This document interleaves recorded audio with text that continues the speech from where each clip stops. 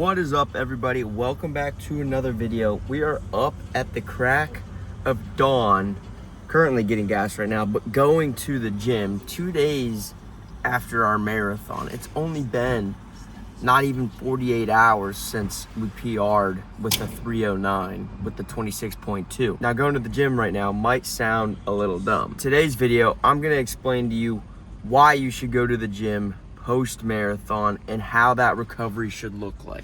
So sit back, relax, and enjoy today's video. 2 days ago, everything had a purpose. Every mile, every workout, every early morning had somewhere to point. There was a finish line on the calendar, a reason to push, a reason to say no to things, a reason to keep showing up, even when it felt inconvenient. And now that part is over. And what nobody really explains is how quiet it gets afterward. 48 hours later, the body is sore in a deep, structural way. Not the satisfying soreness from a good workout. The kind that makes stairs feel personal. The kind that reminds you that you asked a lot from yourself, and you got it. This lift isn't about progress. It isn't about chasing numbers or proving anything.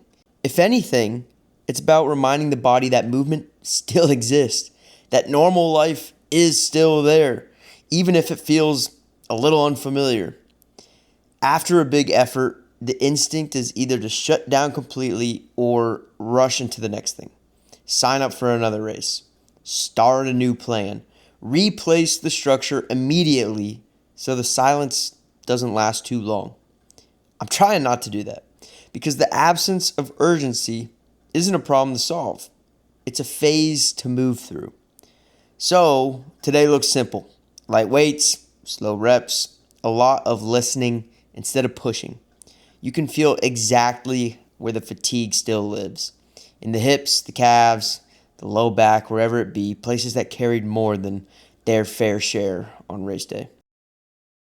There's something humbling about realizing that fitness doesn't disappear overnight, but it also doesn't demand anything from you right now. It just waits. Mentally, this part is strange too. For months, everything was building toward one day. Now the day's passed, and there's no immediate scoreboard, no countdown clock, no external pressure telling you what to do next. It forces a different kind of discipline. Not the discipline to go harder, but the discipline to go easier without feeling like you're falling behind. To trust that recovery is part of the process, not time wasted outside of it. This session is quiet on purpose. No music blasting, no adrenaline, no attempt to recreate race intensity in a gym. Just controlled movement, breathing, and letting the nervous system settle back down from a state that it held for a long time. You start to notice small things again. How your feet feel on the floor, how your grip feels on the bar, how your heart rate responds to effort that would normally feel trivial. It's like recalibrating after being dialed up to maximum for too long. And there's also relief in that. Relief that you don't have to prove anything today. Relief that effort can be moderate and still count. Relief that showing up quietly is enough. Because the race tested how much you could give. Recovery tests whether you can accept that you've already given it. Eventually, the soreness will fade. The routine will rebuild. A new target will show up because it always does. But right now isn't about chasing the next peak. It's about letting the last one settle into something useful instead of rushing past it. 48 hours later, this isn't training for something. It's just moving forward again.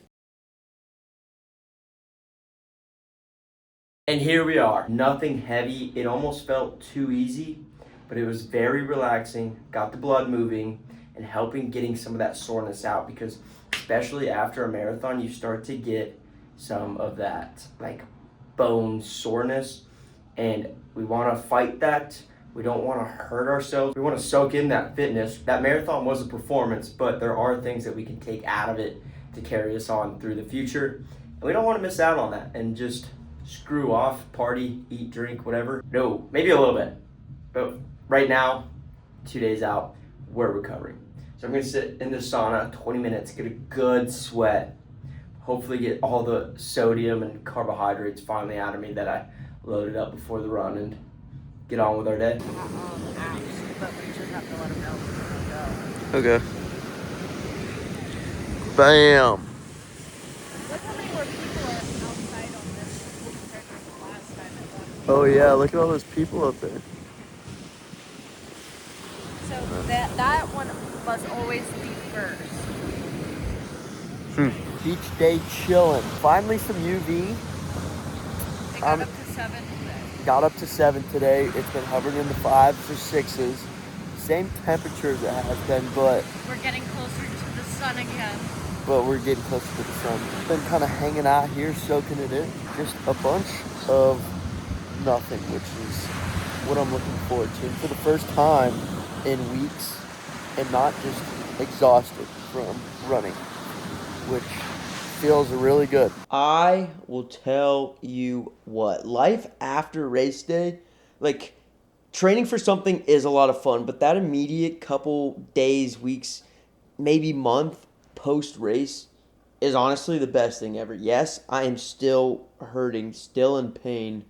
I like working out, pushing hard, and I can't really do that right now, but I'm okay with it right now because I am comfortable with the effort that I gave, and I'm comfortable not doing anything right now. Now, I know that's not going to last forever, but that feeling post race is when you're proud of yourself, when things went well, you're very proud of yourself. So I'm proud of myself, and I'm okay not hammering the weights or the pavement right now. With all that said, I've got a few new goals over the next month or two to try to recalibrate my body. We still have that big race at the end of the year, Chicago in October, but we're not going to start training for that already. That would be dumb. Next 2 months or so, I've got 3 goals. 1, lose 7 pounds. 1, to be lighter and therefore faster. And also, selfishly, some aesthetic reasons. That's my goal. Goal number 2, no more than 35 miles a week. I have such a hard time not adding, right? Progressive overload. But I'm going to set a roof of the amount of miles per week at 35. I'm going to shoot between 25 and 35. And that is because I want to focus more on short speed. If I'm going to run sub 3 later this year, at this point in time, I need to focus on speed, not long distance endurance. That will come later. Right now, speed is king. So no more than 35 miles a week. And goal number 3 for the next 2 months. We're going to lift 4 to 5 times a week. We're going to start incorporating legs twice a week again. So this whole phase right now is to recover, stop the mental grind of 20-mile runs, shorter workouts, recovering, more power, more explosiveness, and having less time spent working out. Therefore, it gives me that mental break to go have fun elsewhere. So that's the deal. I'm happy how this race went. I am still going through recovery. We will see how that goes. And guys, that's another video. Thanks for watching. Don't forget to like, subscribe, comment down below what your post-race routine recovery tends to look like. Don't forget to like, subscribe, and I'll see you guys later.